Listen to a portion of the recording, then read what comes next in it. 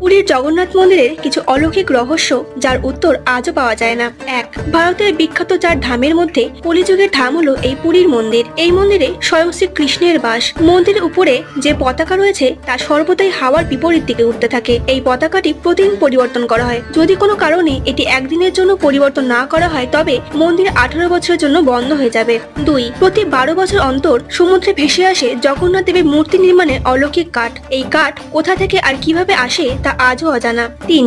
মন্দিরের উপর দিয়ে কখনো কোনো পাখি কিংবা বিমান কিছু উড়ে যেতে পারে না। এমনটা কেন হয় তা কখনো জানা যায়নি। 4. জগন্নাথ মন্দির পুরী সমুদ্রের কাছে থাকা সত্ত্বেও মন্দির চত্বরে প্রবেশ করার সাথে সাথেই কোনো শব্দ পাওয়া যায় না। বলা হয় সুভদ্রা দেবী চেয়েছিলেন মন্দিরের ভিতরে যেন সর্বদাই শান্তি বিরাজ করে। 5. দিনের যে সময় হোক না কেন আকাশে সূর্য যেদিকে আলোকিত হোক না কেন মন্দিরের ছায়া থাকে না। 6. মন্দিরের প্রতিদিনই রান্না করা প্রসাদের পরিমাণ একই থাকে, তা সত্ত্বেও কোনোদিনের প্রসাদ এতটুকু কম বা বেশি হয় না।